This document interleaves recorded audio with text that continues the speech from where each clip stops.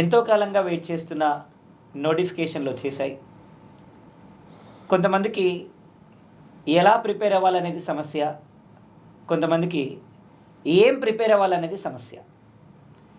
మొత్తంగా ఈరోజు మన చర్చా కార్యక్రమంలో భాగంగా ఇద్దరు అద్భుతమైన అనుభవజ్ఞులైన మార్గదర్శకుల్ని మీ ముందుకు తీసుకురాబోతున్నాం. అందులో మీ అందరికీ పరిచయం ఉన్నటువంటి వ్యక్తి, ఉద్యమం అంటేనే ఓనమాలు నేర్పినటువంటి వ్యక్తి, తెలంగాణ ఉద్యమానికి నాంది పలికి నేడు అదే ఉద్యమాన్ని మీ ముందుకు తీసుకొస్తున్నటువంటి వ్యక్తి మన అశోక్ కుమార్ సార్. నమస్తే సార్. అలాగే ఇంకొకరు మన లెక్కల బాహుబలి అమర్నాథ్ సార్. సో మరి అమర్నాథ్ సార్ అంటేనే మ్యాథమెటిక్స్ అంటారు, మ్యాథమెటిక్స్ అంటేనే అమర్నాథ్ సార్ అంటారు. ముఖ్యంగా ఇలా ఎస్ఐ కానిస్టేబుల్కి కావాల్సింది ఒకరు మార్గదర్శకులు, ఇంకొకరు మన మ్యాథమెటిక్స్ మాస్టర్. కాబట్టి వీళ్ళిద్దరి యొక్క అనుభవాలని మీ అందరికీ ఇంట్రడ్యూస్ చేస్తూ ఏ విధంగా మీరు ముందుకెళ్ళాలనేది మనం చర్చిద్దాం. సార్ అశోక్ సార్, చెప్పండి సార్. ఇవాళ నోటిఫికేషన్ వచ్చింది సార్ ఎస్ఐ కానిస్టేబుల్కి సంబంధించి. అవును. మరి ఇప్పుడు ఎస్ఐ కానిస్టేబుల్ గురించి, నోటిఫికేషన్ గురించి కొంచెం మీరు వివరంగా తెలియజేస్తారా సార్? దాదాపుగా కాంగ్రెస్ గవర్నమెంట్ అధికారంలోకి వచ్చిన మొదటి ఏడాదిలో 2 లక్షల ఉద్యోగాలు ఇస్తామని చెప్పారు. కానీ ఆ ప్రక్రియ చాలా ఆలస్యమైంది. ఆలస్యమైన కారణంగా కొంతమంది ఏజ్ బార్ అయిన వాళ్ళు కూడా ఉంటున్న ఒక పరిస్థితి. మొత్తంగా ఇవాళ నోటిఫికేషన్ సగం నోటిఫికేషన్ 7,437 ఉద్యోగాలతో ఎస్ఐ కానిస్టేబుల్ నోటిఫికేషన్ వచ్చింది. కానీ దానిలో హైదరాబాదు, రంగారెడ్డి అనే 2 జిల్లాలను మినహాయించి 7,437 ఉద్యోగాలతో నోటిఫికేషన్ ఇచ్చారు. దాంట్లో కూడా కొన్ని కొర్రీలు పెట్టారు.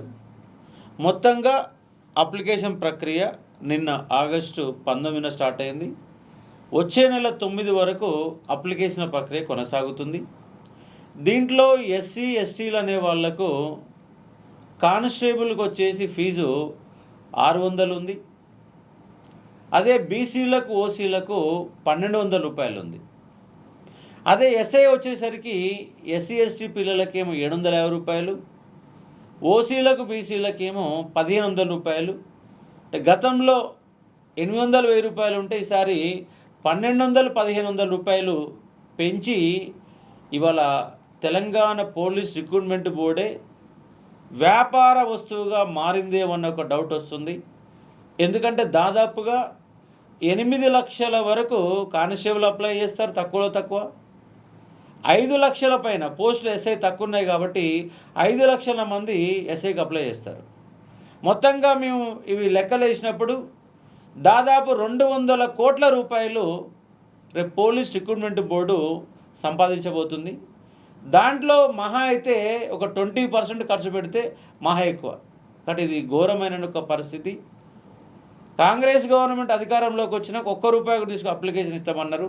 సరే ఆ విషయం పక్కన పెడితే మరి సబ్జెక్టు ఏంటి, దాని అనాలిసిస్ ఏంటి అనే అంశాలని డిస్కస్ చేసి ఒక ప్రయత్నం చేద్దాం. అంటే నోటిఫికేషన్ అయితే వాళ్ళ సమస్య ఏంటి సార్ అంటే హైదరాబాద్, రంగారెడ్డి పోస్టులు ఇవ్వలేదు. అవును సార్. ఇవాళ ఫ్యూచర్ సిటీ పేరుతో రేవంత్ రెడ్డి అనే వ్యక్తి ఫ్యూచర్ సిటీ అనే కొత్త వ్యవస్థను ఏర్పాటు చేశాడు. గతంలో మనకు హైదరాబాద్, సైబరాబాద్, రాచకొండ 3 ఉండే. అవును సార్. ఇప్పుడు రాచకొండనే మల్కజ్గిరి పేరు మార్చి ఫ్యూచర్ సిటీ అనే 4ది పెట్టారు. ఆ ఫ్యూచర్ సిటీ మార్చిన తర్వాత 4 జోన్లు ఉన్నాయి ఇవాళ. అవును సార్. 4 కమిషనరేట్లు ఉన్నాయి. ఆ 4 కమిషనరేట్లని జీవో నెంబర్ 81 ప్రకారము రాష్ట్రపతి ఉత్తర్వులలో ఇంప్లిమెంట్ చేయాలి. ఓకే. దానికోసం జీవో నెంబర్ 81 వచ్చింది. అది రాష్ట్రపతి ఉత్తర్వుల్లో ఇంక్లూడ్ అయితేనే ఇప్పుడు హైదరాబాద్, రంగారెడ్డి రావడానికి అవకాశం ఉంది. దానికోసం ప్రక్రియ జరుగుతుంది, వేగంగా జరుగుతుందని చెప్తున్నారు. మరి అది ఎప్పుడు ఆమోదం పొందితేనే రావడానికి అవకాశం ఉంది. అయితే దీనిపైన విద్యార్థులు కూడా ఆందోళన చేస్తూ ఉన్నారు. రేపు సెప్టెంబర్ 7వ తారీఖు నుంచి అసెంబ్లీ స్టార్ట్ కాబోతుంది. ఈలోపే అందరి ప్రతిపక్ష నాయకులని, అధికార పక్ష నాయకులను కలిసి హైదరాబాద్, రంగారెడ్డిని రేపు ఎంఐఎం ఎమ్మెల్యేలను కూడా కలిసి హైదరాబాద్, రంగారెడ్డి సంబంధించిన నోటిఫికేషన్ ప్రక్రియను తక్షణమే మొదలుపెట్టాలని విద్యార్థులు డిమాండ్ చేస్తూ ఉన్నారు. వాళ్ళకి అశోక్ సార్ కూడా సంపూర్ణంగా మద్దతు తెలిపి వాళ్ళ పోరాటంలో కూడా భాగస్వామనై అవి రావడానికి కోసం ప్రయత్నం చేస్తారు. ఓకే. సో అంటే ఇప్పుడు హైదరాబాద్ రంగారెడ్డికి ఒకవేళ నోటిఫికేషన్లో యాడ్ చేస్తే ఇప్పుడు ఈ నోటిఫికేషన్ ఎక్స్టెండ్ చేసి మరి వాళ్ళకి టైం ఇస్తారా, లేదు అంటే సపరేట్గా నోటిఫికేషన్ ఇస్తారా సార్? ఎలాంటి అవకాశం ఉంది? అంటే ఇప్పుడు సెప్టెంబర్ 9లోగా కనుక నోటిఫికేషన్ కనుక వస్తే ఓకే, డేట్ ఎక్స్టెండ్ చేసుకొని ఇదే నోటిఫికేషన్లో సబ్ నోటిఫికేషన్ కొనసాగుతుంది. ఓకే, లేదు ఇప్పుడు రాలేదంటే మళ్ళీ ఇంకో నోటిఫికేషన్ వేయాలి, సపరేట్గా వేయాలి. మరి సపరేట్ నోటిఫికేషన్ వస్తే మళ్ళీ ఏమైనా ఇబ్బందులు తలెత్తుతాయా? ఎందుకంటే రాష్ట్రం ఒకటే నోటిఫికేషన్ రావాలా. కానీ కొన్ని జిల్లాలకు ఒక నోటిఫికేషన్, మరికొన్ని జిల్లాల నోటిఫికేషన్ వస్తే మరి న్యాయ ప్రక్రియ పరంగా ఏమైనా ఇబ్బందులు వస్తాయా? ఓకే. ఇంకోటి ఏంటంటే మళ్ళీ ఇప్పుడు వీళ్ళు అంటే హైదరాబాద్ రంగారెడ్డి వాళ్ళు ఓపెన్ కోటాలో కనుక నల్గొండలో మహబూబ్నగర్లో ఉద్యోగాలు కొట్టాలంటే ఇప్పుడు అప్లై చేసుకోవాలి. రేపు మళ్ళీ హైదరాబాద్ రంగారెడ్డి వస్తే మళ్ళీ ఈ జిల్లాల వాళ్ళు మళ్ళీ దానికి అప్లై చేసుకోవాలి. ఓకే. అంటే ఇప్పుడు ఫీజు కట్టినప్పుడు మళ్ళీ ఫీజు కట్టాలి. ఓకే. అంటే ఫీజులో దోపిడీ అనేది జరగడానికి అవకాశం ఉంటుంది. కాబట్టి రేవంత్ రెడ్డి గవర్నమెంట్కు మా యొక్క రిక్వెస్ట్, డిమాండ్ ఏంటంటే తక్షణమే హైదరాబాద్ రంగారెడ్డి ఉద్యోగాలు కల్పించాలా. ఇంకోటి ఏంటంటే జియో నెంబర్ 31 ద్వారా 34 సంవత్సరాలు కల్పించారు. దాన్ని మళ్ళీ జియో నెంబర్ 87 ద్వారా 32 తగ్గించారు.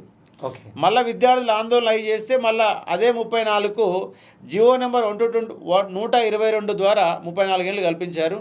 ఇవాళ కూడా నిన్న బాధితులము ఎక్కడ గాంధీ భవన్ పోయి మంత్రి గారితోనూ భువనగిరి ఎంపీ ఇద్దరు కూడా వినతి పత్రాలు ఇచ్చి ఏజ్ కానిస్టేబుల్కి 36, ఎస్ఐకి 38 పెంచాల యొక్క డిమాండ్తో వినతి పత్రాలు ఇవ్వడం జరిగింది.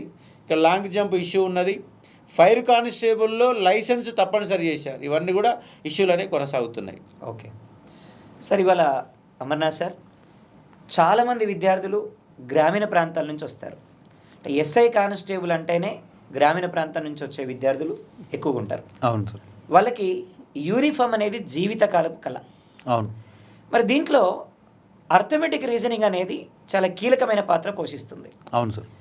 ఇవాళ వాళ్ళంతా కూడా ఆర్ట్స్ బ్యాక్గ్రౌండ్ నుంచి, కామర్స్ బ్యాక్గ్రౌండ్ నుంచి, రకరకాల బ్యాక్గ్రౌండ్ నుంచి వస్తారు. మరి వాళ్ళకి అర్థమెటిక్ రీజనింగ్ అనేది ఎప్పుడైనా ఎవరైనా మా పిల్లల్ని అడిగితే, మా ఊరు నుంచి వచ్చిన వాళ్ళనో లేదంటే మా ప్రాంతం నుంచి వచ్చిన వాళ్ళని అడిగితే ఏం లేదు సార్ ఓం బింబిష్ అంటున్నారు. మరి అసలు ఈ ఓం బింబిష్ ఏంది? అసలు మ్యాథ్స్ వాళ్ళు ఎట్లా నేర్చుకోవాలి? మ్యాథ్స్ వస్తేనే మనకి ఎస్ఐ కానిస్టేబుల్ వస్తుందా, లేదు ఈ మ్యాథ్స్ రాకపోయినా ఎస్ఐ కానిస్టేబుల్ని మనం సాధించవచ్చా? సార్ మీరు అడిగింది అయితే చాలా వాల్యుబుల్ క్వశ్చన్. ఇది క్వశ్చన్ ఎంత వాల్యుబుల్ అనే దానికన్నా స్టూడెంట్స్ ఈ ఆన్సర్ని మల్టిపుల్ ఆస్పెక్ట్స్లో తీసుకొని తెలుసుకోవాల్సిన విషయం అయితే చాలా ఉంది. ఓకే. ఎందుకంటే ఇవాళ రేపు YouTube is flooded with videos, especially arithmetic and reasoning. ఈ అర్థమెటిక్ రీజనింగ్లో మీరు చెప్పినట్టుగా దీన్ని ఇలా చేయి వచ్చేస్తుంది, ఈ క్వశ్చన్ ఇస్తే ఇలా చేయి వచ్చేస్తుంది అనే లాజికల్ కన్నా మ్యాజిక్లు ఎక్కువైపోయాయి. సో ఈ మ్యాజికల్ చూసి స్టూడెంట్స్ ఏమనుకుంటున్నారంటే నేను చాలా బాగా నేర్చేసుకున్నాను, ఇంకేముంది నెక్స్ట్ ఏ నోటిఫికేషన్ వస్తే ఆ నోటిఫికేషన్లో జాబ్ నాదే అని ఫీల్ అవుతున్నారు. ఇక్కడ విషయం ఏంటి అంటే ఒక ఫ్యాకల్టీ కూర్చొని ఒక టాపిక్ కంటెంట్ చెప్పకుండా ఓన్లీ షార్ట్కట్స్ చెప్పి ఆ షార్ట్కట్ ఎప్పుడు ఫెయిల్ అవుతుందో కూడా కనీసం చెప్పకుండా ఓన్లీ అది అప్లై అయ్యే విధంగా యూట్యూబ్లోకి ఒక 10 క్వశ్చన్లు తీసుకొచ్చి ఆ 10 క్వశ్చన్ల మీద ఒక వీడియో చేసి సో స్టూడెంట్స్ చేత ఒక లైక్, ఒక షేరు, ఒక సబ్స్క్రైబ్, ఒక గంట టార్గెట్గా పెట్టుకొని చేస్తున్నారు. దీనివల్ల ఏమవుతుందంటే ఎక్కువ మంది స్టూడెంట్స్ నేను చాలా బాగా నేర్చుకున్నాను కాన్ఫిడెంట్గా ఎగ్జామ్ హాల్కి వెళ్ళి వాళ్ళు నేర్చుకున్నవేవి ఎగ్జామ్ హాల్లో కనబడకపోయేసరికి చాలా డిసప్పాయింట్ అయ్యి బయటకు వచ్చిన సందర్భాలు మనం గతంలో చాలాసార్లు చూసాం. సో ఒక చిన్న టాపిక్లో చిన్న పాయింట్స్ని కూడా చెప్పకుండా ఏమంటున్నారంటే ఇది కనపడితే ఇది చెయ్యి, ఇది కనపడితే ఇది చెయ్యి. నేనేమంటాను అంటే మ్యాథ్స్ అంటేనే చిన్నప్పటి నుంచి మనం చదువుకున్నాం కదా, లాజిక్కే కదా. ఒక పాయింట్ నుంచి ఇంకో పాయింట్ని ఎలా డిరైవ్ చేసుకుంటూ మన మైండ్లో ఒక సీక్వెన్స్ క్రియేట్ చేయాలి. అది క్రియేట్ చేయడం మానేసి హిస్టరీలో ఎలాగైతే బాబరు, ఆ తర్వాత హిమాయూను, అక్బర్ అంటూ ఒక సీక్వెన్స్ మనం బట్టి పట్టాలో అలాగే ఈ అర్థమెటిక్లో ఈ మోడల్ కనబడితే ఇలా చేయండి, ఈ మోడల్ కనబడితే ఇలా చేయండి అంటే ఇది కూడా ఒక బట్టే టాపిక్లా తయారు చేశారు. నిజంగా అవి ఎగ్జామ్లో వర్కౌట్ అవుతాయి. అదే నేను చెప్తున్నాను సార్. ఎగ్జామినర్ ఎప్పుడూ కూడా స్టాండర్డ్గా ఏ మోడల్స్ అయితే ఉన్నాయో ఆ మోడల్స్ ఇవ్వడు. ఓకే. ఆ మోడల్స్కి చిన్న ట్రిక్ యాడ్ చేస్తాడు. ఏది అంటే ఈ కాన్సెప్ట్ని కొంచెం మారుస్తే ఎలా అయితే స్టూడెంట్స్ అందరూ ఫెయిల్ అయిపోతారో ఆ చిన్న ట్రిక్ యాడ్ చేస్తారు. ఎవరైతే ఈ షార్ట్ కట్స్ నేర్చుకొని నాకు అసలు జాబ్ వచ్చినట్టే అని డిసైడ్ అయిపోతారో వాళ్ళందరూ ఎగ్జామ్ హాల్లో ఎలిమినేట్ అయిపోతారు. సో ట్రూ పాయింట్ ఏంటి అంటే ఫటాఫట్లు వర్కౌట్ అవ్వవు. ఇది ప్రైమరీ పాయింట్ సార్. రెండో పాయింట్, ఇక ఎస్ఐ కానిస్టేబుల్ జాబ్కి అర్థమెటిక్ యొక్క ఇంపార్టెన్స్ ఏంటి? దీన్ని మనం రెండు ఆస్పెక్ట్స్లో చూద్దాం సార్. ఒక ఆస్పెక్ట్ ఏంటంటే ఎస్ఐని కానిస్టేబుల్ని సపరేట్గా చూడడం ఎలాగా. రెండు, అసలు అర్థమెటిక్ రీజనింగ్ స్కోరింగ్ టాపిక్స్ అవునా కాదా అనే ఈ రెండు ఆస్పెక్ట్స్లో దాన్ని చూద్దాం sir. First of all SI కనుక మనం తీసుకుంటే ఎస్ఐలో 50% వెయిటేజ్ అర్థమెటిక్ రీజనింగే ఉంటుంది. సో జాబ్ క్రాక్ చేయాలంటే మాత్రం అర్థమెటిక్ రీజనింగ్ వచ్చిన వాళ్ళే 90% క్రాక్ చేస్తారు ఎస్ఐ. కాబట్టి అది పక్కా ఫర్ షూర్. రెండు, కానిస్టేబుల్కి వచ్చేసరికి 25% అర్థమెటిక్ రీజనింగ్ కలిపి, అంటే 200 మార్కుల్లో 50 మార్కులే అర్థమెటిక్ రీజనింగ్ కలిపి. ఇక్కడ ఏమవుతుంది అంటే వెయిటేజ్ తగ్గుతుంది కాబట్టి 75% అదర్ సబ్జెక్టుల మీద కూడా డిపెండెన్సీ ఉంది కాబట్టి అందున ఈ 25%లో సగం సుమారుగా, అంటే ఎగ్జాక్ట్లీ సగం మనం చెప్పుకోకూడదు, బట్ సుమారుగా సగం, అంటే మనం గత నోటిఫికేషన్ అనాలిసిస్ దృష్ట్యా 25 రీజనింగ్ 25 అర్థమెటిక్గా మనం విడదీసేస్తాం. 25కి నిజంగానే +-2లో వాళ్ళు కూడా ఫాలో అవుతున్నారు, కానీ కొంచెం ఫాలో అవ్వట్లేదు. ఓకే, ఏపీలో లాస్ట్ టైం సరిగ్గా ఫాలో అవ్వలేదు. ఓకే, ఆ 25 +-2-3లో ఫాలో అవుతున్నారు కాబట్టి ఈ 25 మార్కుల రీజనింగ్ అనేది మంచి స్కోరింగ్ సబ్జెక్ట్. మనం కాంపిటేటివ్ ఎగ్జామ్స్లో మన ఫస్ట్ ఎనిమి అయిన టైంని అద్భుతంగా జిఎస్ కన్నా ఎక్కువ సేవ్ చేసుకుని మ్యాథ్స్లో ఏమాత్రం డిఫికల్టీ లేకుండా అద్భుతమైన స్కోర్ సంపాదించాలి అంటే రీజనింగ్ ఒక అద్భుతమైన టాపిక్. అది దాదాపు 25 మార్కులు ఉంటుంది. అంటే ఇంకా 12.5% మాత్రమే మన అర్థమెటిక్ ఆర్ మ్యాథ్స్ ఉంటుంది. ఈ 12.5% కాబట్టి 87.5% ఉంటుంది కాబట్టి సో కానిస్టేబుల్లో జాబ్ కొట్టిన వాళ్ళు అందరూ మ్యాథ్స్ మీద డిపెండ్ అయ్యి కొట్టారు అనేది చెప్పలేం. అంటే స్ట్రాటజిక్గా మీరు ప్రిపేర్ అవ్వాలి. అయితే ఆ స్ట్రాటజీని ఇంప్లిమెంట్ చేయడం కూడా రావాలి, కంపల్సరీగా రావాలి. అసలు ముందు స్ట్రాటజీ తెలియాలి, దాన్ని ఇంప్లిమెంట్ చేయడం కూడా రావాలి. సో దీంతో పాటు ఇంకొక పాయింట్, ఇందాక నేనేం చెప్పానంటే రెండు ఆస్పెక్ట్స్ డివైడ్ చేద్దాం. SI constable weightage point of view అయిపోయింది. నెక్స్ట్ అసలు అర్థమెటిక్ రీజనింగ్ స్కోరింగ్ అవునా కాదనేది చూద్దాం. సో చాలామందికి ఉండే ఒక పెద్ద అపోహ ఏంటి అంటే, ఒక అర్థమెటిక్ ప్రిపేర్ అవ్వాలంటే, ఇప్పుడు సపోజ్ మనం అర్థమెటిక్ చెప్పాలంటే సుమారుగా 200 గంటలు అర్థమెటిక్ చెప్తాం, 100 గంటలు ప్యూర్ మ్యాథ్స్ చెప్తాం, ఈ రెండు కలిపితే మన దృష్టిలో అర్థమెటిక్ అంటే 300 గంటలు. ఒక 100 గంటలు రీజనింగ్ చెప్తాం, అంటే ఇది మొత్తం 400 గంటలు మనం క్లాస్ చెప్పేది. స్టూడెంట్ కూడా ఇంకొక 400 గంటలు ప్రిపేర్ అవ్వాలి. సో 400 గంటలు ప్రిపేర్ అవ్వాలి కదా, ఈ టైం తీసుకెళ్ళి జిఎస్కి ఇస్తే అనే వ్యూలో ఉంటారు. ఇది యాక్చువల్గా రాంగ్ పర్స్పెక్టివ్. ఎందుకు రాంగ్ పర్స్పెక్టివ్ అంటే, ఇప్పుడు మనం ఒక జిఎస్ ఇవ్వాలి అంటే హిస్టరీ ఒకటి తీసుకుంటే Indian history, Telangana history, Telangana movement, Indian geography, Telangana geography, ఇలా మనం మొత్తం సబ్జెక్ట్స్గా డివైడ్ చేస్తే జిఎస్లో ఓవరాల్గా జిఎస్కి ఎంత టైం ఇస్తామో అందులో 1/3 టైం ఇస్తే అర్థమెటిక్ రీజనింగ్ మొత్తం ఫుల్గా దుమ్ము దులిపేయచ్చు. ఇది ఫస్ట్ పాయింట్. కాకపోతే సార్ మాకు పిల్లల ప్రాబ్లం ఏంటంటే, ఇప్పుడు అర్థమెటిక్ రీజనింగ్ కంపేర్ చేసినప్పుడు జిఎస్లో మేము చదువుకుంటే వస్తుంది, ఇంటికాడ కూర్చొని గట్టిగా మేము 4 సార్లు దులిపేస్తాం, దీన్ని అయిపోద్ది అనుకుంటారు. కానీ మ్యాథ్స్ అట్లా కాదుగా. మ్యాథ్స్లో ఫార్ములా ఉంటుంది, లాజిక్ ఉంటుంది, అది చెయ్యాలి, వాళ్ళ ఫార్ములా అడిగి వెంట అది గుర్తు రావాలి, ఆ లాజిక్ రావాలి, ఒకవేళ 2 వచ్చినా కూడా వీడు వేసిన ఆప్షన్లో ఉండాలి, అప్పుడు అది పెట్టాలి. మరి ఎన్ని కావాలంటే పెద్ద ఏదో మిరాకిల్ అయితే జరగాలి. సార్ దీంట్లో నేను ఒక పాయింట్ అయితే చెప్తాను సార్. మీరు అన్న దాంట్లోనే ఒక ఫ్లా ఉంది, అదే మన ఆమ్ భూమ్ బుష్.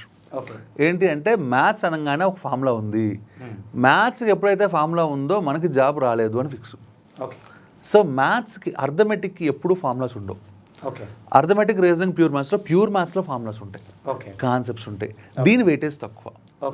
అర్థమెటిక్ రీజనింగ్ ఉంటాయి, ఈ రెండింటికి ఫార్ములాస్ ఉండవు. సో అర్థమెటిక్లో టాపిక్కి 1 లేదా 2, అది కూడా ఫార్ములాస్ కాదు, కాన్సెప్ట్స్ మాత్రమే ఉంటాయి. కాబట్టి ఒక ఫార్ములా వేసి దాంట్లో వేసి అన్ని లేవు సార్. సో మనకు కావాల్సిన ఏంటంటే basic addition, subtraction, multiplication, division, ఈ 4 నేర్చుకుని పిల్లలు వస్తే వాళ్ళకి మనమే వేదిక్ మ్యాథ్స్ చెప్పడం ద్వారా ఫాస్టెస్ట్గా క్యాలిక్యులేషన్స్ చేయడం ఎలా అనేది చెప్పి. మళ్ళీ వేదిక్ మ్యాథ్స్ ఏంటి సార్? మళ్ళీ ఈ క్యాలిక్యులేషన్స్ ఫాస్టెస్ట్ చేయడానికి సార్, అంటే అందులో ఉండే లెక్కలని ఇప్పుడు ఇందులో పాయింట్ ఏంటంటే సార్, మీరు అన్నారు కదా విలేజ్ బ్యాక్గ్రౌండ్ నుంచి ఎక్కువ మంది వస్తున్నారు సార్ అని. ఈ విలేజ్ బ్యాక్గ్రౌండ్ నుంచి వచ్చిన వాళ్ళు అక్కడ చెప్పాలంటే సరే మాది కూడా పల్లెటూరే కాబట్టి ఎక్కాలు కూడా రావు సార్. అది నేను చెప్తున్నాను సార్. అంటే అక్కడ ల్యాక్ ఆఫ్ ఫెసిలిటీస్ వల్ల కావచ్చు, ల్యాక్ ఆఫ్ అవేర్నెస్ వల్ల కావచ్చు. నేను ఎక్కువ అనేది అవేర్నెస్ లేకపోవడం వల్ల వాళ్ళు ఎక్కువ ఫోకస్ చేయరు. రెండోది వచ్చేసరికి చైల్డ్హుడ్లో mathematics faculty is the most dangerous faculty. అంటే వాళ్ళకి ఏం రాకపోయినా సరే బెత్తంతో 2 పీకి చెప్పించడం వల్ల మ్యాథ్స్ అంటే ఒక ఫోబియా క్రియేట్ అయ్యి దానికి చాలా దూరంగా జరుగుతారు సార్. వాళ్ళని దగ్గరికి తీసుకురావాలంటే ఫస్ట్ వాళ్ళకి కాన్ఫిడెన్స్ ఫిల్ చేయాలంటే ఆ మ్యాథ్స్లో ఆ క్యాలిక్యులేషన్స్ ఫాస్ట్ నేర్పించాలి. దానికోసం ఉపయోగపడేది వేదిక్ మ్యాథ్స్. ఒక్కసారి వేదిక్ మ్యాథ్స్ కరెక్ట్గా మైండ్కి స్టూడెంట్కి ఎక్కించి ప్రతి టాపిక్కి కావాల్సిన ఆ చిన్న కాన్సెప్ట్ని యాడ్ చేస్తే మ్యాథ్స్ ఉన్నంత ఈజీగా, అంటే ఒక మ్యాథ్స్ ఎక్స్పర్ట్గా చెప్తున్నాను, జిఎస్ వాళ్ళిద్దరు ఏమనుకోవద్దు, ఓకే. సో జిఎస్ అనేది ఉండదు సార్. అంటే వేదిక్ మ్యాథ్స్ అనేది బూస్టర్ డోస్ అంటే బూస్టర్ డోస్ కంపల్సరీగా. ఎందుకంటే సార్ ఒక పాలిటీ తీసుకుందామంటే ఎన్ని ఆర్టికల్స్ గుర్తుపెట్టుకోవాలో తెలియదు. ఓకే, గుర్తుపెట్టుకున్నాను. సో వాడు ప్రెసిడెంట్కి ప్రైమ్ మినిస్టర్కి మధ్య అడుగుతాడు, దాని మధ్య 2-3 ఆర్టికల్స్ ఉంటాయి, అదే పోయి ఇది వేద్దాం అనుకుంటాం. వాడేమో ఓన్లీ ఏబి అలా 2-3 ఇచ్చి మనల్ని కన్ఫ్యూజ్ చేసి దాంట్లోకి వెళ్ళనివ్వకుండా చేస్తాడు జిఎస్లో. మా మ్యాథ్స్ అలా ఉండదు సార్. గురు చూసి కొట్టామంటే కరెక్ట్గా టార్గెట్ రీచ్ అవుతుంది, కరెక్ట్ ఆన్సర్ వస్తుంది, వస్తే మనం టిక్ పెడతాం, రాలేదంటే ముందే జెండాపై కపిరాజుని వదిలేస్తాం. ఈ ఫెసిలిటీ జిఎస్లో మనకు ఉండదు సార్. జిఎస్ కంటే మ్యాథ్స్ ఈజీ అంటారు. చాలా ఈజీ సార్. కానీ చాలా మందికి ఏంటంటే మ్యాథ్స్ రాదనే భయం, ఆ భయంతోనే చాలా మంది దూరం అవుతారు. అంటే అదే సార్, ఇక్కడ ఏం జరుగుతుంది అంటే పిల్లల్ని సైకలాజికల్గా క్రియేట్ చేస్తున్న యూట్యూబ్ ఛానల్స్ మేజర్గా ఏంటంటే మ్యాథ్స్ అంటే భయం, మ్యాథ్స్ని వదిలేసి కూడా మనం జాబ్ తెచ్చుకోవచ్చా లేదా అనే దాని మీద డిస్కషన్ ఎక్కువ.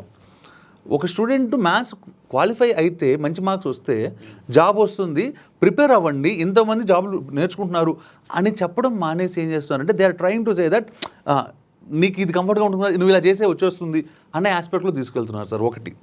రెండోది ఏంటి అంటే ఒరిజినల్గా జిఎస్ బాగా చదివిన స్టూడెంట్ కూడా 50-60% కన్నా ఎక్కువ మంది అటెంప్ట్ చేయలేకపోతున్నారు సార్. అదే మ్యాథ్స్ బాగా ప్రిపేర్ అయితే 80-90% చేస్తున్నారు సార్. అంటే ఒక ఎస్ఎస్సి సిజిఎల్కి ప్రిపేర్ అయిన ఒక స్టూడెంట్ ఎవరైతే ఉన్నారో వాళ్ళు ఎస్ఐ కానిస్టేబుల్ ఎస్ఐ పేపర్ ఎస్పెషల్గా రాస్తే మెయిన్స్లో 200 మార్కులకి 170, 180, 185 అక్కడ దాకా వెళ్ళిన వాళ్ళు నేను చూశాను సార్ చాలామంది. అదే లెవెల్లో ఒక గ్రూప్స్ ప్రిపేర్ అయిన స్టూడెంట్ ఎస్ఐ రాస్తే 200 మార్కులు జిఎస్లో 170, 180కి వెళ్ళలేకపోతున్నాడు.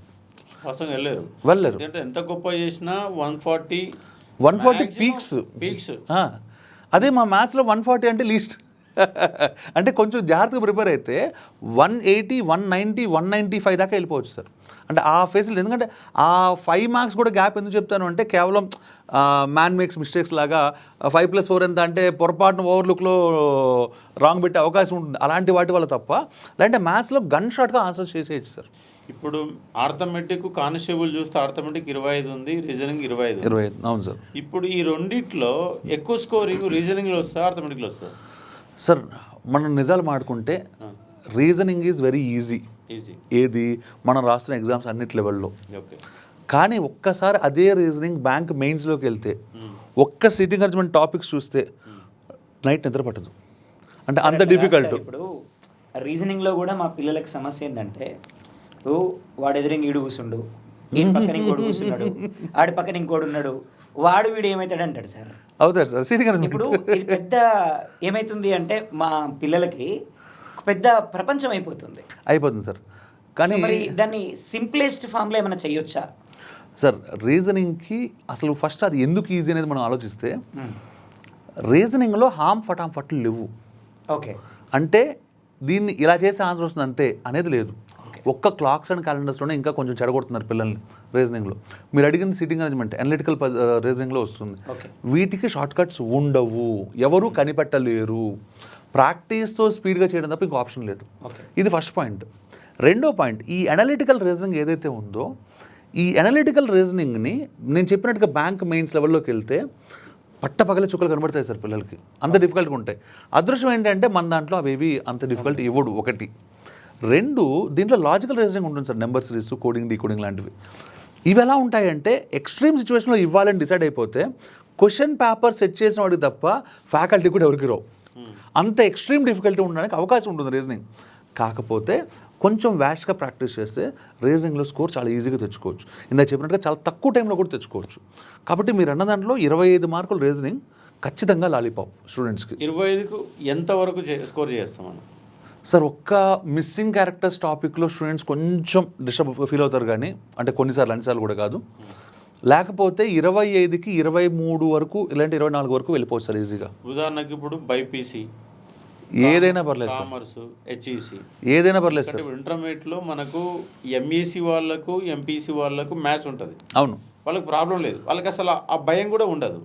కానీ ఎంఈసి, ఎంపీసీ కాకుండా సిఈసి, బైపీసీ, హెచ్ఈసి వాళ్ళు ఉంటారు. అవును, ఈ 3 క్యారెక్టర్లకి మ్యాథ్స్ అనేది 10th దూరం అవుతుంది. అవును సార్. అసలు మ్యాథ్స్ రాకనే వాళ్ళు వెళ్తారు, ఇటు సైడ్ వెళ్తారు. అవును, వాళ్ళు ఎస్ఐ కాన్సెప్ట్ ప్రిపేర్ అవుతారు. అవును, ఈ ఎస్ఐ అంటే కంపల్సరీ మ్యాథ్స్ రాకుండా 200 మార్కులలో మనకు రాకుండా అది మ్యాథ్స్ ఓలుకోవడమే కుదరదు. అవును, అందుకే ఎక్కువ మంది కానిస్టేబుల్ అనేది మ్యాథ్స్ రాకపోయినా ఒక రీజనింగ్ పట్టుకొని ఒక ఆర్థమెటిక్ పక్కన పడేసి అయినా జాబ్ కొట్టచ్చు.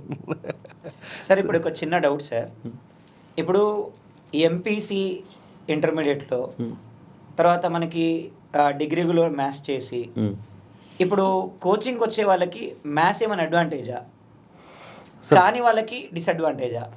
ఒకటే లాజిక్ చెప్తాను sir. MPC, BiPC, HEC, CEC, లేకపోతే బీకాము, బీఎస్సీ, బీజెడ్సీ ఏదైనా పక్కన పెట్టండి. నాకు కావాల్సిన ప్రైమరీగా క్లాస్కి వచ్చిన తర్వాత నేను 4 అడిషన్స్ చేయమన్నప్పుడు, 4 సబ్ట్రాక్షన్స్, మల్టిప్లికేషన్స్, డివిజన్ చేయమన్నప్పుడు, లేదా అమ్మ ఇది తెలియదు కదా దీన్ని ఎక్స్ అనుకోండి అన్నప్పుడు భయపడని స్టూడెంట్ ఒక్కడు ఉంటే ఏ డిపార్ట్మెంట్ చదివినా నాకు ఒకటే సార్. ఇందులో నేను మీకు మంచి పాయింట్ చెప్తాను sir. BSc start, MSc start చదివిన వాళ్ళు ఉంటారు సార్. స్టాటిస్టిక్స్ చదివిన వాళ్ళకి పర్మిటేషన్స్, కాంబినేషన్స్ ప్రాబిలిటీ మనకి మామూలుగా కాంపిటేటివ్ ఎగ్జామ్స్లో స్టాటిస్టిక్స్ అని కూడా ఒకటి ఇస్తాడు.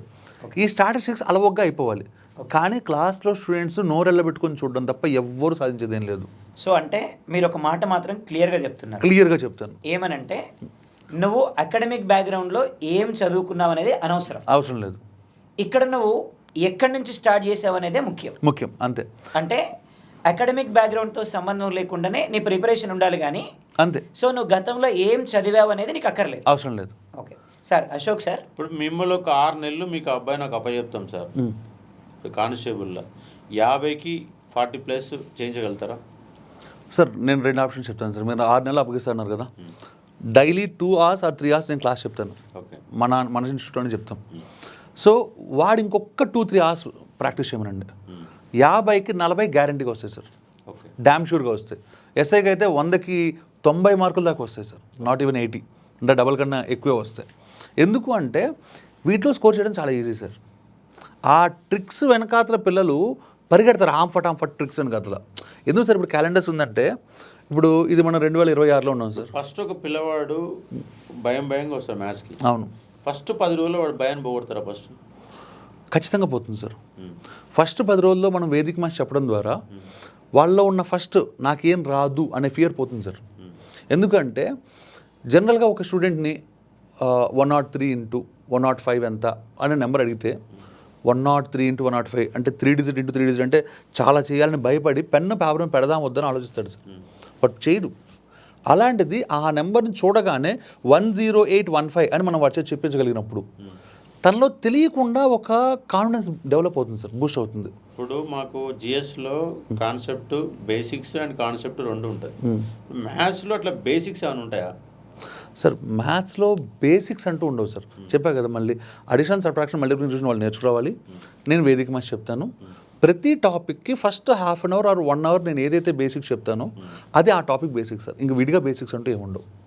ఓకే, ఏది ఉంటుంది అంటే అర్థమెటిక్లో ఉండే ఎట్ ఎనీ డిఫికల్టీ లెవెల్, అంటే క్యాట్ లెవెల్ దాకా మనం వెళ్ళిపోతే ఒక హార్డెస్ట్ క్వశ్చన్ మనం సాల్వ్ చేయాలంటే దానికి ఈక్వేషన్ రాయాలి. ఆ ఈక్వేషన్ రాయడం అనేది స్టూడెంట్స్కి చాలా కాంప్లెక్స్. ఆ ఈక్వేషన్లో suppose A's age is double that of B's age అనగానే డబల్ దట్ ఆఫ్ బీ అన్నాడు కాబట్టి బీ 2b రాసి A and B is equal to 2a అంటాడు. పిల్లోడికి ఆ ఈక్వేషన్ రాయడం రాదు. A is equal to 2b రాయాలా, B is equal to 2a రాయాలని కన్ఫ్యూజన్ ఉంటుంది. దీన్ని ఈక్వేషన్ రాయడం అంటాను సార్. ఈ ఈక్వేషన్ రాయడం ఒకటి. తర్వాత ఇప్పుడు ఒకసారి ఏమో రైట్ సైడ్ తీసుకెళ్తే ప్లస్ మైనస్ అవుద్ది అంటారు, ఓసారి ఏమో బై అవుద్ది అంటారు. పిల్లోడు ఈ చిన్న కన్ఫ్యూజన్లో ఉంటాడు సార్. దానికి జస్ట్ ఒక 1/2 hour పాటు టర్మ్ అంటే ఏంటి, తెలుగులో పదము అంటాం, దాన్ని అటు తీసుకెళ్ళడం ఎలాగా, టర్మ్ మధ్యలోంచి తీసుకెళ్ళడం ఎలా అనే ఒక చిన్న కాన్సెప్ట్ ఉంటుంది సార్. ఈ చిన్న concept addition, subtraction, multiplication, division, Vedic maths ఇంతవరకు వచ్చి ప్రైమరీగా చిన్న చిన్న ఈక్వేషన్స్ రాయడం ఎలా అనేది చెప్తే అయిపోయినట్టే సార్. అంటే అర్థమెటిక్స్ సంబంధించిన బేసిక్స్ అయిపోయింది. ఇంకా ఏ టాపిక్లోకి వెళ్తే ఆ టాపిక్ సంబంధించిన ఒక 1/2 hour ఒక 1 అవర్ ఆ టాపిక్ని వాళ్ళకి అవగతం అవడానికి, అంటే వాళ్ళ మైండ్లోకి ఎక్కడానికి. ఇప్పుడు యావరేజ్ తీసుకుంటే అసలు యావరేజ్ అంటే ఏంటి, సగటు అని వాళ్ళ మైండ్లోకి ఎక్కించడానికి నేను ఒక ½ అవర్ కష్టపడాలి తప్ప, అంటే బేసిక్స్ కింద. ఇంకా మాకు బేసిక్స్ అనేవి అంతేం ఉండవు సార్. అదే అడ్వాంటేజ్ సార్. మొత్తం అంతా అప్లికేషనే. అంటే ఒక స్టూడెంటు ఒక ఎలక్ట్రీషియన్ కావచ్చు, ఒక ప్లంబర్ కావచ్చు, ఒక కొత్తగా ఆలోచించి కొంతమంది పనిచేస్తారు. కొంతమంది రొటీన్గా ఏదో వాళ్ళ గురువుగారు చెప్పిందన్న ఇలా కొట్టు అలా కొట్టు అని కొట్టేవాళ్ళు ఉంటారు. ఇలా కొట్టు అలా కొట్టు కొట్టే బ్యాచ్ ఎప్పుడు కొట్టమే. ఎవరైతే కొంచెం కొత్తగా ఆలోచిస్తారో వాళ్ళు పైకి ఎదుగుతారు. అది అప్లికేషన్ మైండ్. ఆ మైండ్ సెట్ ఇక్కడ మనకు కావాలి సార్. ఓకే, అర్థమెటిక్ రీజనింగ్ ఎప్పుడూ కూడా it's not at all checking of their knowledge sir, it is checking of their application skills. Sir Ashok sir, ఇప్పుడు ఎస్ఐ కానిస్టేబుల్లో ఇప్పుడు ఎస్ఐకి ఒక లెవెల్ ఆఫ్ జిఎస్, కానిస్టేబుల్కి ఒక లెవెల్ ఆఫ్ జిఎస్ ఉంటుందా? జిఎస్ కామన్గా ఏ ఎగ్జామ్కైనా ఒకటేనా? జిఎస్ఈ జిఎస్ఏ, జిఎస్ఈ జిఎస్ అంతే. ఎందుకంటే అది గ్రూప్ 2 స్టాండర్డ్లో అయినా క్వశ్చన్ రావచ్చు. ఓకే, కానిస్టేబుల్ క్వశ్చన్ గ్రూప్ 2లో అడగవచ్చు. గ్రూప్ 2లో అడిగే క్వశ్చన్ కానిస్టేబుల్ అడగవచ్చు. కానీ జిఎస్ఈ జిఎస్ఏ కాబట్టి ఆ టైంకి ఎక్స్పర్ట్, సబ్జెక్ట్ ఎక్స్పర్ట్ ఏ క్వశ్చన్ తయారు చేస్తే అదే క్వశ్చన్. ఓకే, కానీ కానిస్టేబుల్లో క్వశ్చన్ ఈజీగా ఉండాలా, ఎస్ఐలో టఫ్గా ఉండాలా, గ్రూప్ 2లో ఇంకా టఫ్గా ఉండాలనేది ఉండదు కదా. కాకపోతే టెక్నికల్ ఎగ్జామ్ ఏడబ్ల్యూఈ, ఓకే, ఇప్పుడు ఇంజనీరింగ్ డిపార్ట్మెంట్ ఉన్నాయి, వాటి బేసిక్స్ పైన దృష్టి పెడతారు. ఓకే, కానీ ఇక్కడ కానిస్టేబుల్ ఇప్పటి వరకు తెలంగాణ రాష్ట్రం వచ్చిన తర్వాత టఫెస్ట్ ఆఫ్ క్వశ్చన్స్ ఎక్కడ పడ్డాయి సార్ అంటే కానిస్టేబుల్ ఎస్ఐలో పడ్డాయి.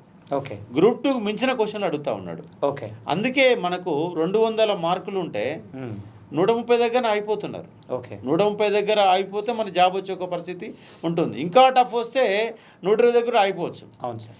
పోయినసారి 60 మార్కులు పెడితే 60 మార్కులకే 8 లక్షల మందిలో చాలా తక్కువ మంది, 68,000 మంది క్వాలిఫైర్. ఓకే, 8% మంది మాత్రమే ఫిలిమ్స్లో 60 మార్కులు రాగలిగినాయి.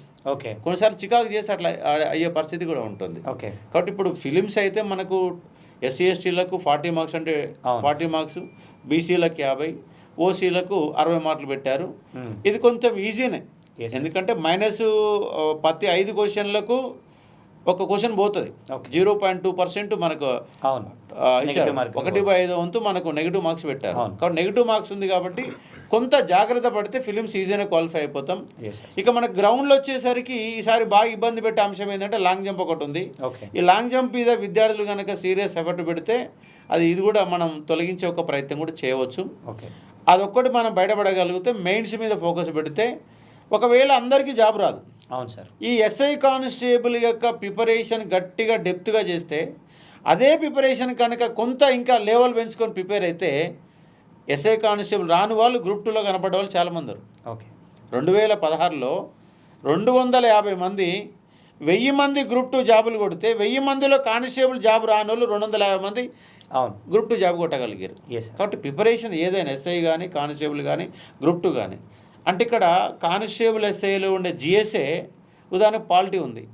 ఒక జిఎస్లో భాగంగా 15 నుంచి 20 క్వశ్చన్ లోపు వస్తుంది. 15 నుంచి 20 క్వశ్చన్లని 50 క్వశ్చన్లుగా మార్చుకుంటే అదే ఆప్షనల్ పాలిటీ అయిపోతుంది. ఈ క్వశ్చన్ అడగడానికి ప్రధానమైన కారణం ఏంటంటే, ఈరోజు కానిస్టేబుల్ పిల్లల్లో ఒక అపోహ ఉంది, మనది ఇంటర్మీడియట్ లెవెల్ ఎగ్జామినేషన్ కాబట్టి బేసిక్ లెవెల్ క్వశ్చన్స్ మాత్రమే మనకు వస్తాయి. సో ఎస్ఐకి వెళ్తే డిగ్రీ స్థాయి ఎగ్జామినేషన్ కాబట్టి టఫ్ వస్తాయి అనేటువంటి అపోహ ఈరోజు చాలామంది పిల్లలు కనిపిస్తూ ఉంది. అంటే ఇప్పుడు దానికి తగ్గట్టుగా మీరు జిఎస్లో ఇచ్చేటువంటి సలహాలు ఏంటి? అంటే వాళ్ళు జిఎస్లో ఏ విధంగా చేస్తే ఎక్కువ స్కోర్ చేయడానికి అవకాశం ఉంటుంది? అంటే వాళ్ళ క్వశ్చన్ ప్యాటర్న్ మారింది. ఒకప్పుడేమో ఇంతకుముందు డైరెక్ట్ క్వశ్చన్, మోడీ పానిపట్టు యుద్ధం ఎప్పుడు జరిగింది అది క్వశ్చన్. అవును. ఇప్పుడు క్వశ్చన్ అట్లా అడుగుతలేడు. మోడీ పానిపట్టు, 2వ పానిపట్టు, 3వ పానిపట్టు, బక్సార్ యుద్ధం 4 ఇచ్చేసి పక్కన 4 సంవత్సరాలు ఇచ్చి జతపరచమంటుండు. అంటే ఒకటే క్వశ్చన్ 4 క్వశ్చన్లుగా మారింది. అప్పుడేమైనా టైం కిల్లింగ్ అవుతుంది. ఇప్పుడు ఒక 150 క్వశ్చన్ల జిఎస్ పేపర్ ఉంటే దాంట్లో ఒక 20-25 క్వశ్చన్ జతపరచడాలు ఉంటాయి. జతపరచడం అంటే మీన్స్ ఏంది, ఒక క్వశ్చన్లో 4 ఉంటాయి. అవును సార్. కానీ టైం ఎక్కువ పోతుంది. అంటే కొంత బేసిక్స్ పైన దృష్టి పెట్టాలి. ఓకే, ఉదాహరణకు ఒక 150 మార్కుల పేపర్ ఉంటే ఇప్పుడు కానిస్టేబుల్లో 125 మార్కులు జిఎస్ ఉంటాయి, 25 మార్కులు ఇంగ్లీష్ ఉంటుంది. 125 మార్కులలో దాదాపుగా 70 నుంచి 80 క్వశ్చన్లు బేసిక్సే అడుగుతాడు. ఓకే, కానీ ఒకటే క్వశ్చన్లో 4 ఆన్సర్లు ఉంటాయి. ఓకే. ఆ 4టి గుర్తించేటప్పుడు 2 గుర్తించగలుగుతుండు, 3 గుర్తించగలుగుతుండు, 4వ దానికి వచ్చేసరికి టైం కిల్లింగ్ అయ్యి అన్ని క్వశ్చన్ చేయలేకపోతుండు, పొరపాటు పడుతున్నాడు. కానీ క్వశ్చన్ విధానం, అడిగే విధానం మారింది. దాదాపు 7 రకాల క్వశ్చన్లు వస్తున్నాయి. మన అశోక్ ఆన్లైన్ అకాడమీలో ఎన్ని రకాల క్వశ్చన్లు వస్తున్నాయి ఏందనే డీటెయిల్ కూడా నేను చాలాసార్లు చెప్పడం జరిగింది. కాబట్టి క్వశ్చన్ ప్యాటర్న్ ఎట్లా అడుగుతుండు. అందుకే మీరు ఏం చేయాలి సార్ అంటే ఫస్ట్ సిలబస్ కాపీ తీసుకోవాలా. సిలబస్ ఏముందో క్లియర్ చూసుకోవాలా. జాగ్రఫీ అనగానే ఇండియన్ జాగ్రఫీ ఒకటే పదం అంటాడు. కానీ ఇండియన్ జాగ్రఫీలో ఉనికి ఉంటుంది, భౌగోళిక విస్తీర్ణం ఉంటుంది, నదీ వ్యవస్థ ఉంటుంది, శీతోష్ణత ఉంటుంది, జనాభా ఉంటుంది, రవాణా ఉంటుంది, పరిశ్రమలు ఉంటాయి, ఎన్ని రకాల టాపిక్స్ ఉన్నాయి. సిలబస్ ఏందో తెలవాలి కదా. సిలబస్ చూసిన తర్వాత నువ్వు ప్రీవియస్ క్వశ్చన్ చూడాలి. ఉదాహరణ తెలంగాణ రాష్ట్రం వచ్చినాక 3 ఎగ్జామ్స్ జరిగినాయి. గత టీఆర్ఎస్ గవర్నమెంట్లో 3 ఎగ్జామ్లు పెట్టారు. ఆ 3 ఎగ్జామ్లకు సంబంధించిన ఫిలిమ్స్ మెయిన్స్ 6 పేపర్లు అవుతాయి. 6 పేపర్లు కనుక నువ్వు స్టడీ చేస్తే క్వశ్చన్ ఎంత డెప్త్గా అడుగుతుండు, లెవెల్ ఎట్లా అడుగుతుండు, మన ప్రిపరేషన్ ఎట్లుందని తెలుసుకోవడానికి ఉపయోగపడుతుంది. కాబట్టి ఎస్ఐ కానిస్టేబుల్ స్టాండర్డ్ ఏముండదు, అన్ని స్టాండర్డ్ ఒకటే అని నేను చెప్తా ఉన్నాను. అంటే ఇప్పుడు సార్ దాంట్లో ఇంకొంచెం ఇప్పుడు మనం ఎస్ఐ కానిస్టేబుల్ ప్రిపేర్ అయితే దేశంలో టాప్ మోస్ట్ జాబ్స్ అయిన సివిల్ సర్వీసెస్కి ఒక్క నెంబర్ సిస్టంలో కొంత పర్మిటేషన్స్ కాంబినేషన్స్లో కొంత తీసేస్తే చాలా ఈజీగా క్వాలిఫై అవ్వచ్చు. అంటే మన ఎస్ఐ కానిస్టేబుల్ సివిల్ సర్వీసెస్ లెవెల్కి కూడా ప్రిలిమ్స్లో మన సీసాట్ పేపర్ ఎక్స్క్లూజివ్ పేపర్ ఉంటుంది. అందులో 66.66 మార్కులు వస్తే క్వాలిఫై అయిపోతారు. సో అది రావాలి అంటే మనం చెప్పుకునే టైమ్ అండ్ వర్క్ కావచ్చు, పర్సంటేజెస్ కావచ్చు, లేకపోతే నెంబర్ సిరీస్ కోడింగ్ డీకోడింగ్లు కావచ్చు.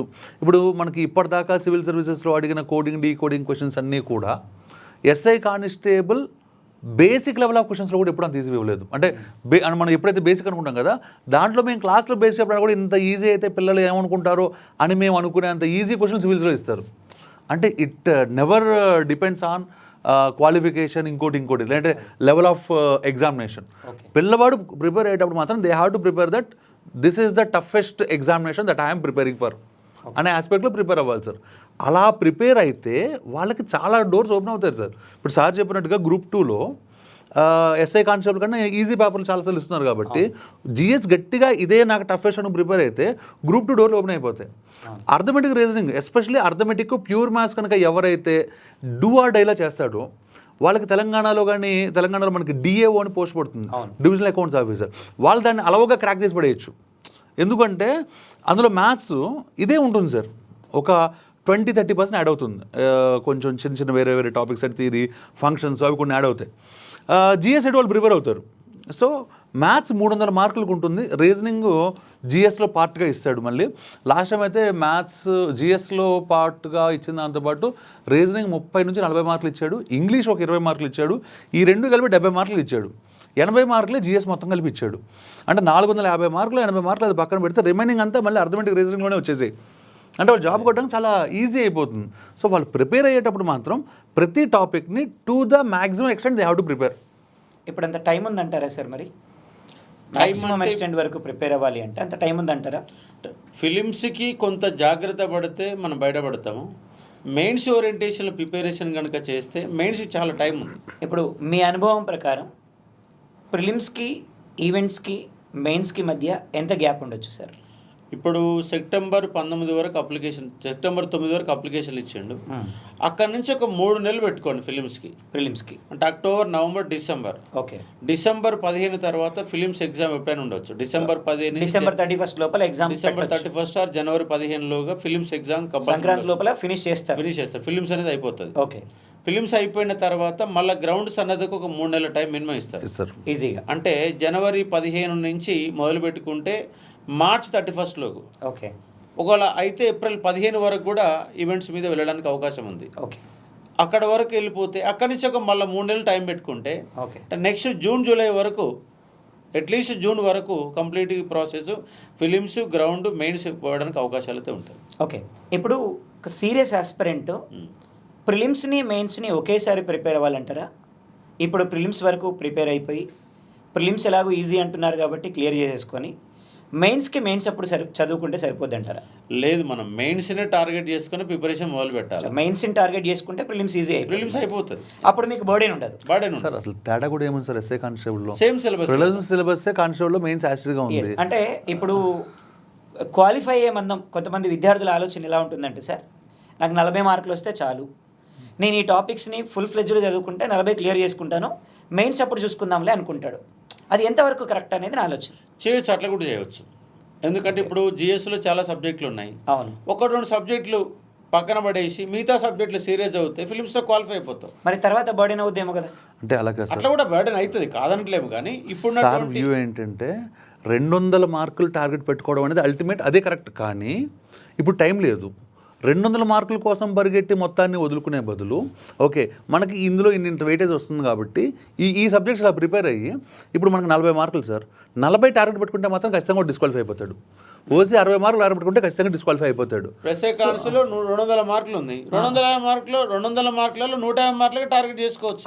అది చేసుకోవచ్చు, దాన్ని మెయిన్స్ ఎక్స్టెండ్ చేస్తారు. 25% పక్కన పెట్టచ్చు. అది నేను అడుగుతున్నాను. మొత్తంగా 100% సిలబస్లో 25% పక్కన పెట్టినా ఫిలిమ్స్కి ఏం చేయడానికి అవకాశం ఉంటుంది. ఓకే, అంతే సార్. ఇప్పుడు ముందు నుంచి ఎవరైతే ప్రిపేర్ అయిన వాళ్ళు ఉంటారో వాళ్ళ టార్గెట్ ఎప్పుడు చూసినా సరే క్వాలిఫై అవ్వడం అనేది ఎట్టి బస్సులో టార్గెట్ కాకూడదు సార్. 200 మార్కులు ఉన్నప్పుడు నేను స్టేట్ ఫస్ట్ ఎందుకు రాకూడదు అనే టార్గెట్ ఒక్కటే ప్రతి స్టూడెంట్ పెట్టుకోవాలి. అయితే ఇప్పుడు ఏమవుతుందంటే కొంతమంది ఇప్పుడే డిగ్రీ కంప్లీట్ చేసిన వాళ్ళు ఉంటారు, ఇప్పుడే ఇంటర్ కంప్లీట్ చేసిన వాళ్ళు ఉంటారు, వాళ్ళు ముందు నుంచి ప్రిపేర్ అవ్వలేదు. వాళ్ళు నేను ఇప్పుడు స్టేట్ ఫస్ట్ రావాలని టార్గెట్ పెట్టుకోవడం కొంచెం కష్టం. కాబట్టి ఇప్పుడు సార్ ఏమంటున్నారంటే 200 టార్గెట్ పెట్టుకోవద్దయా, నువ్వు స్టేట్ ఫస్ట్ టార్గెట్ పెట్టుకోవద్దు, నువ్వు ఓసీ కదా, నీకు 60 మార్కులు కదా, 100-120 టార్గెట్ పెట్టుకో, లేదా 150 టార్గెట్ పెట్టుకో. ఇక్కడ ఒక లాజిక్ కూడా ఉంది సార్. ఒకవేళ రేపు ఫిలిమ్స్లోనే నీకు 130-140 కనుక చేయగలిగినప్పుడు నీ కాన్ఫిడెన్స్ లెవెల్ చాలా ఎక్కువ ఉంటాయి. ఇప్పుడు 70 ఇప్పుడు 60 మార్కుల క్వాలిఫై అయితే నీకు 70 వచ్చినావు అనుకో, కాన్ఫిడెన్స్ లెవెల్ తక్కువ ఉంటాయి. కానీ నాకు 70 వచ్చిన 130 కొట్టగలుగుతున్నావు లేదని ఒక భయం ఉంటుంది, ఫియర్ ఉంటుంది. అదే ఫిలిమ్స్లోనే 200 మార్కులకి నీకు 120-130 రాగలిగినాయి అనుకో, నేను మెయిన్ ఈజీగా ట్రాక్ చేస్తాను, ఒక కాన్ఫిడెన్స్ లెవెల్ ఎక్కువ పెరగడానికి అవకాశం ఉంది. డెఫినెట్గా సార్. అంటే ఇప్పుడు గ్రౌండ్ను ఉపయోగించుకుంటే అయినా రోజు ఒక 8 అవర్స్ ఫోన్ అని పక్కన పెట్టి పడేస్తే, ఎందుకంటే మనిషి ఇవాళ ఉన్నటువంటి ఈ జనరేషన్లో, ఈ జెన్జీ అనే జనరేషను ఎట్లా ఉందంటే ఫోన్కి ఎక్కువ అడిక్ట్ అయ్యే పరిస్థితి ఉంది. ఆ ఫోన్ అనే దాన్ని పక్కన పెట్టేసి కరెక్ట్ కనుక సబ్జెక్ట్ కనుక నేర్చుకుంటే ఫిలిమ్స్లోనే 100+ తెచ్చుకోగలిగితే మెయిన్స్ అనేది ఈజీగా అవడానికి అవకాశం ఉంటుంది. ఎందుకంటే పోటీ అనేది చాలా ఎక్కువ ఉంది. 7,437 ఉద్యోగాలు పడితే 7,40,370 అప్లికేషన్ అయితే పక్కా వస్తాయి. మీరు పోటీ ఏమో చాలా ఎక్కువ ఉంది అంటున్నారు, దిల్షుక్ నగర్ కలకలలాడాలి. మరి ఇవాళ ఎక్కడ కూడా లైబ్రరీలు ఫిల్ అవ్వలేదు, అంటే లైబ్రరీలన్నీ ఖాళీ కనబడుతున్నాయి, బయట కూడా పెద్దగా విద్యార్థులు కనిపించట్లేదు. దీనికి మరి ప్రధానమైన కారణం ఏమై ఉండొచ్చు? కారణం ఏంటంటే ఇప్పుడు హైదరాబాద్ రంగారెడ్డి ఉద్యోగాలు చేర్చలేకపోవడము. ఓకే, రెండోది ఇప్పుడు హైదరాబాద్లో కనిపించే విద్యార్థులంతా హైదరాబాద్ రంగారెడ్డి వాళ్ళు కాదుగా సార్. అంటే మిగతా జిల్లాల వాళ్ళు కూడా రావాలి, అంటే కొంత ఇప్పుడు ఒక పర్సెంటేజ్ తగ్గుతుంది కదా. హైదరాబాద్ రంగారెడ్డి అంటే 1/3 పాపులేషన్. అవును సార్, కరెక్టే. కానీ మనం జనరల్గా ఇన్స్టిట్యూట్లలో చూసేటువంటి విద్యార్థుల్లో చాలామంది other than Rangareddy, other than Hyderabad వాళ్ళే ఉంటారు. అవును, ఎక్కువ మంది వాళ్ళే ఉంటారు. ఈరోజు వాళ్ళు కూడా కనపడినటువంటి పరిస్థితి. అంటే వాళ్ళు ఆల్రెడీ కోచింగ్ తీసుకొని ఇంటి దగ్గర చదువుకుంటున్నారా, లేదు అంటే ఇంకేమైనా ఇతరత్ర కారణాలు ఉన్నాయంటారా? మీ ఐడియాలజీ ఎలా ఉంది సార్? అంటే లాస్ట్ టైం ప్రిపేర్ అయిన వాళ్ళు అంతా మళ్ళీ ఆఫ్లైన్కి వచ్చే అవకాశం చాలా తక్కువ. ఓకే, ఇవాళ ఆన్లైన్ అనే ప్రపంచం కూడా కొంత ఎక్కువ పెరిగింది. ఓకే, అంటే పోయినసారి కోచింగ్ తీసుకున్నవాడు మ్యాథ్స్లో వీక్ ఉండి అనుకోండి, ఇప్పుడు మ్యాథ్స్ క్లాస్కి వస్తలేడు, మ్యాథ్స్ని ఆన్లైన్లో చూసుకుంటున్నాడు. అవును సార్, ఆన్లైన్ చూసుకొని మ్యాథ్స్ వరకు ఆన్లైన్లో తీసుకొని మిగతా చదువుకుంటున్నాడు. ఇప్పుడు హైదరాబాద్కి ఎవరు రావాలా? ఇప్పుడు కొత్తగా బ్యాగ్ వేసుకొని ఫస్ట్ టైం ప్రిపేర్ అయిన వాళ్ళు మాత్రమే కోచింగ్ రావడానికి అవకాశం ఉంది. ఈ ఆన్లైన్ అనే ప్రపంచం సెకండ్ టైం అనే విద్యార్థిని కోచింగ్ వైపు రాకుండా చూస్తూ ఉన్నది సార్. దాంట్లో ఇంకా చాలా ఫ్యాక్టర్స్ ఉన్నాయి కదా సార్. ఇప్పుడు నెంబర్ 1 మనకి నెంబర్ ఆఫ్ వేకెన్సీస్ తగ్గిపోయాయి. సో నెంబర్ ఆఫ్ వేకెన్సీస్ తగ్గిపోవడం అనేది ఖచ్చితంగా ఒక ఆస్పిరెంట్ రావడానికి డ్రైవ్ చేస్తుంది కదా సార్, అదొక ఫ్యాక్టర్. ఇంకోటి ఏంటంటే ఈసారి టీఎస్పీసీ అసలు పోస్టులే పడలేదు. అంటే చూస్తే సంఖ్యాపరంగా ఇప్పుడు 19,000-20,000 రావాల్సిన నోటిఫికేషన్ 7,437 అనేసరికి తక్కువనే అనేటువంటి ఒక భద్రతా భావం కూడా పెరగడానికి కారణం ఉంది. దానివల్ల హైదరాబాద్లో ఎక్కువ జనం అనేది తక్కువ కనబడుతుంది. ఇంకో పాయింట్ ఏంటంటే సార్, ఇప్పుడు మనకి నోటిఫికేషన్ ఎవ్రీ ఇయర్ ఇస్తారన్నారు.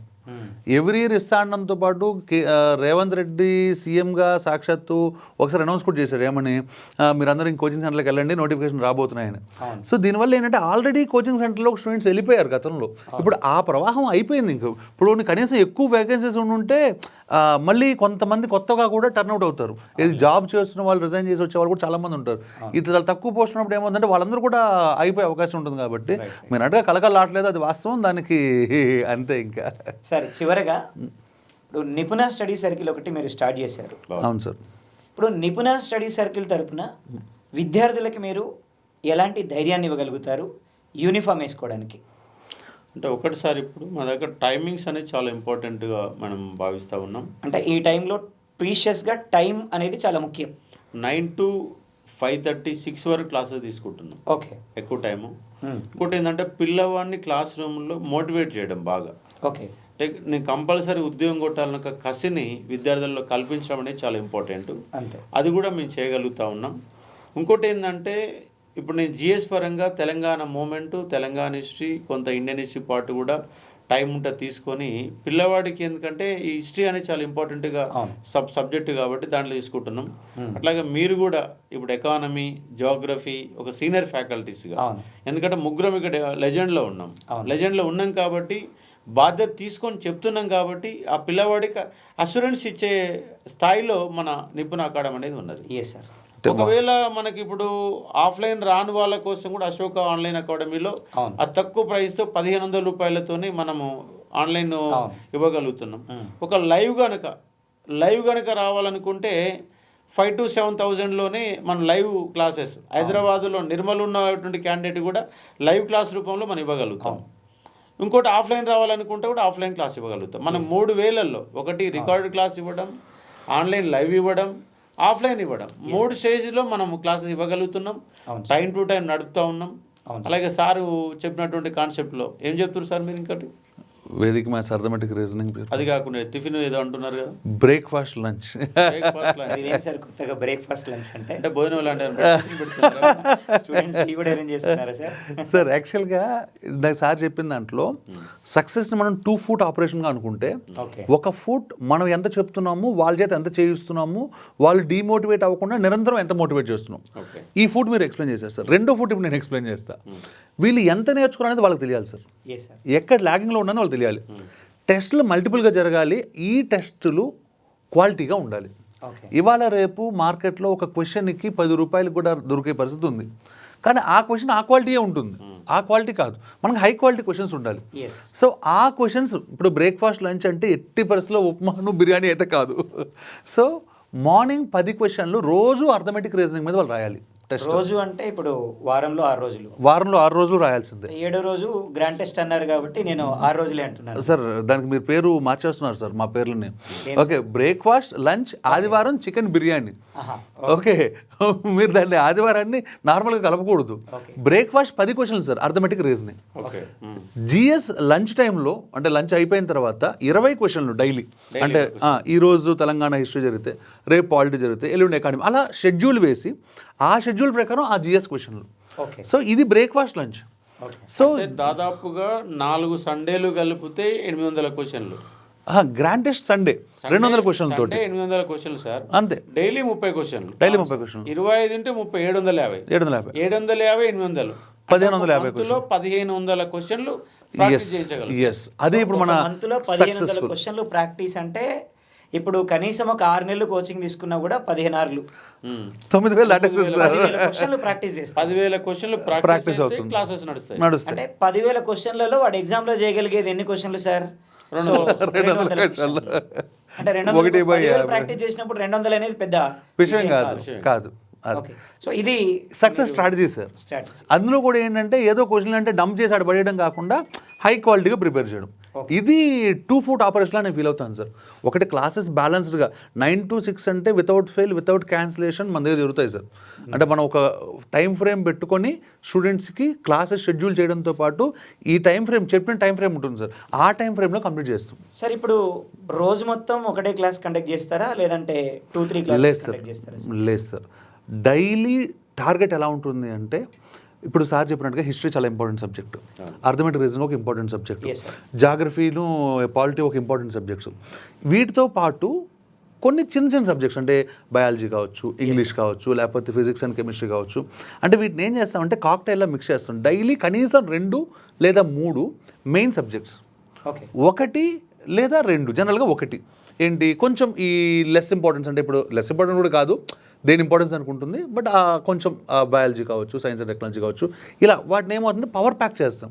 సో స్టూడెంట్కి ఏంటంటే పర్ఫెక్ట్గా ఇన్ టైంలో ఒక స్ట్రాటజీ ప్రకారం సిలబస్ కంప్లీట్ అవుతూ అంటే ఉంటుంది. రోజు మీకు 9 నుంచి 10 గంటల క్లాసెస్ అవుతే 8 hours. వెయిటేజ్ ఉండే సబ్జెక్ట్స్ అయినటువంటి అర్థమెటిక్ రీజనింగ్ కావచ్చు, నెక్స్ట్ హిస్టరీ History లాంటి కావచ్చు, సబ్జెక్ట్స్ కావచ్చు, Geography కావచ్చు, పాలిటీ జాగ్రఫీ లాంటి సబ్జెక్ట్స్ subjects కావచ్చు, ఖచ్చితంగా రోజు 3 గంటల చొప్పున మీరు కండక్ట్ చేస్తారు.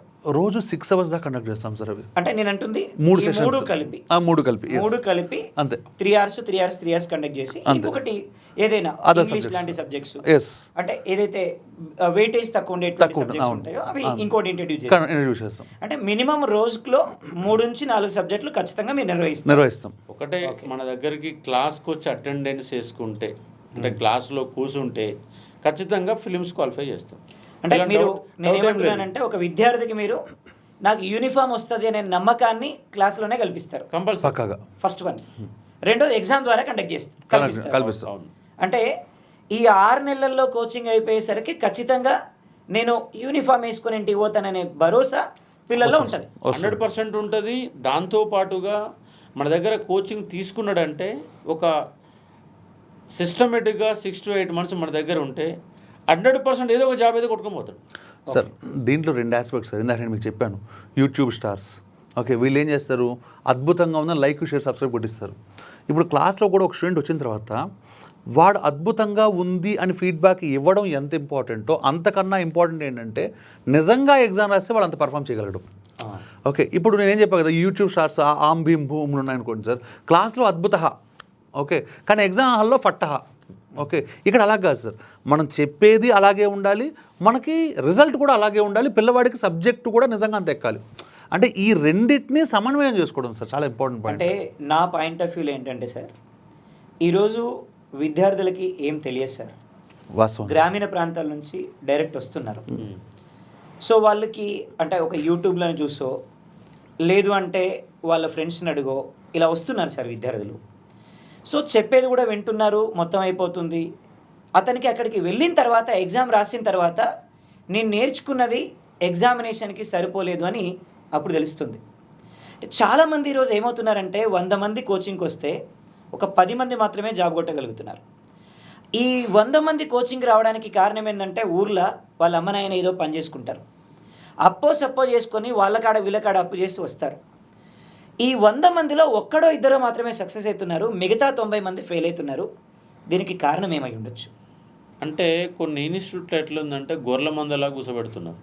ఓకే, ఒకళ్ళు పోయితే ఆ ఊళ్ళో ఒకడు పలానా ఇన్స్టిట్యూట్ పోయినాను అందరూ అడిగిపోతున్నారు. ఓకే, దాని రిజల్ట్ వచ్చిందా, రిజల్ట్ రావట్లేదా, సీనియర్ ఫ్యాకల్టీలు ఉన్నారా, ఫ్యాకల్టీలు లేరా, ఎలాంటి ఎగ్జామ్ పెడుతున్న ఆలోచన లేకుండానే ఒక్కళ్ళ ఆ ఇన్స్టిట్యూట్లో జాయిన్ అయితే అందరూ కూడా జాయిన్ కావడం వల్ల అలా ఒకడు ఫెయిల్ అయితే అందరు ఫెయిల్ అంటే లెక్క అయిపోతుంది. అవును. అంటే కనీసంగా మన కోచింగ్ జాయిన్ అయ్యేటప్పుడు దాని మీద ఒక 1 రోజుల పాటు హైదరాబాద్కి వచ్చి సర్వే చేయాలి. ఓకే, సర్వే చేయకుండా బ్యాగ్ వచ్చిన తెల్లారే జాయిన్ అయిపోతే ఆ మంచిగా ఫీజు కట్టేస్తావు, సచ్ కూడా అని ఉండాల్సి వస్తుంది. అంతేగా. అట్లా కాకుండా హైదరాబాద్ ఫీజు కట్టడానికే ఊర్లో చాలా కష్టపడాల్సి వచ్చింది. అవును. ఇప్పుడు మళ్ళీ కొత్త ఫీజు అంటే ఏడదేవాలి సార్. కాబట్టి అందుకే ఏమంటున్నామంటే హైదరాబాద్ రాగానే బ్యాగ్ వేసుకొని రాగానే హాస్టల్లో జాయిన్ కాండి, ఇన్స్టిట్యూట్లో జాయిన్ కాకండి. ఓకే, హాస్టల్లో జాయిన్ అయ్యి 1 రోజుల పాటు అసలు దిల్సుఖ్ నగర్లో ఏ ఇన్స్టిట్యూట్లు ఉన్నాయి, ఏ ఇన్స్టిట్యూట్లలో ఎటెండ్ చెప్తున్నారు, ఫ్యాకల్టీ ఎవరు ఉన్నారు చూసి ఎంక్వైరీ చేసిన తర్వాత జాయిన్ కావాలా. లేదంటే ఒకడు మా ఊరు ఒకడు పోయింది కాబట్టి అనకంగా నేను వెళ్ళిపోతా అంటే వానికి ఉద్యోగం రాదు, నీకు ఉద్యోగం రాదు. దానివల్ల 10 మంది వస్తే 10 మంది కూడా ఫెయిల్యూర్ అయ్యే పరిస్థితి ఉంటుంది. కాబట్టి ఎంక్వైరీ చేయండి, సీనియర్ ఫ్యాకల్టీ ఎక్కడుందో చూడండి, ఆ ఫ్యాకల్టీల మీద ఆధారపడి ఇన్స్టిట్యూట్ నడుస్తాయి కాబట్టి ఆ విధంగా చూస్తే బాగుంటుందని అనుకుంటున్నాను. అది వాళ్ళ భవిష్యత్ సార్. వాళ్ళ భవిష్యత్తు కోసం వాళ్ళే 4 కోచింగ్ సెంటర్లకు వెళ్ళి డెమో వెళ్ళలేనప్పుడు వాళ్ళ భవిష్యత్తును వాళ్ళే చేతులా నాశనం చేసుకోవడం. ఇంకోటి ఏంటంటే పిల్లల ఓపిక తక్కువ అవుతుంది. ఇప్పుడు ఒక రోజు ఒక డెమోకి వచ్చిన అనుకో, రోజు ఒక 4 క్లాసులు నడుస్తాయి, 4 క్లాసులు వినాలి కదా, ఫస్ట్ 1 hour కూర్చుంటున్నాడు, వెంబడి వెళ్ళిపోతున్నాడు. అంటే అంత పేషెన్స్ అనేది తక్కువైంది. ఇక్కడ ఉద్యోగం కొట్టాలంటే ఫస్ట్ ఓపికనే కావాలా. ఇప్పుడు 10th క్లాస్లో నువ్వు ఫెయిల్ అయిన క్యాండిడేట్ అనే కావచ్చు, ఓపుకుంటే ఉద్యోగం కొట్టుకొని వెళ్ళిపోతావు. ఫెయిల్ పాస్తో కాంపిటేటివ్ ఎగ్జామ్లో సంబంధం లేదు. ఓపిక పేషెన్స్ ఎవరికైతే ఉంటుందో వాడే ఉద్యోగం కొట్టి సాధించడానికి అవకాశం ఉంటుంది. Exactly sir. So thank you sir, thank you very much. చాలా విలువైన సమాచారాన్ని మా విద్యార్థులకు అందించారు. So thank you very much sir. Thank you sir. Thank you.